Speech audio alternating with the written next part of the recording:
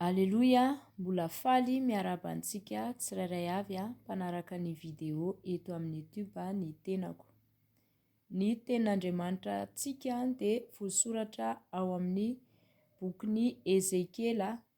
Ezekiela 7:30 dia ny 1 ka hatramin'ny 9.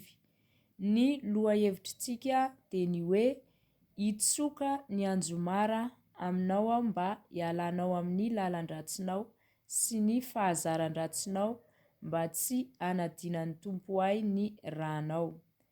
Ny titran'ny ten'Andriamanitra kosa dia ny hoe atsangan'Andriamanitra ho mpitily i Ezekiela.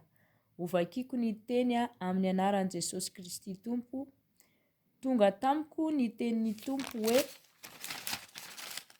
ry zanak'olona, mitenena amin'ny zanaky ny firenenao ka lazao aminy hoe raha mahatonga sabatra amin'ny tany iray aho, ary ny tompo-tany dia maka lehilahy iray ao aminy ka manendry azy ho mpitily, ary hitan-dralehilahy fa indro avy ny sabatra ka mitsoka ny anjomara ampitaitra ny olona izy, nefa tsy mety taitra izay mandre ny feon'ny anjomara, dia tonga ny sabatra ka mandripaka azy, dia ho eo andohany ihany ny rany.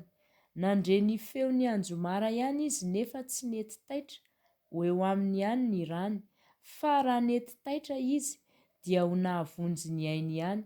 Fa raha hitan'ilay mpitily kosa fa indro avy ny sabatra nefa tsy nitsoka ny anjomara izy ka tsy niotairiny ny olona, ary tonga ny sabatra ka mandringana olona ao aminy, dia maty ny elony ihany iny, nefa ny rany dia adinoko amin'ny tanan'ilay mpitily. Koa ianao ry zanak'olona dia notendreko ho mpitily ho an'ny taranak'Israely. Koa raha mandre ny teny aloky ny vavako ianao dia izany no hoentinao mananatra azy. Raha hoy aho amin'ny ratsy fanahy, ry ilay ratsy fanahy, ho faty tokoa ianao nefa tsy mety mananatra azy ianao, hiala amin'ny alehany, dia ho faty ny elony ihany izany ratsy fanahy izany, fa ny rany dia adinoko amin'ny tananao. Fa raha mananatra ny ratsy fanahy hiala amin'ny lalany, ratsy ihany kosa ianao, fa izy no tsy mety miala amin'izany, dia ho faty ny elony ihany izy, nefa voavonjinao ny ainao. Amen.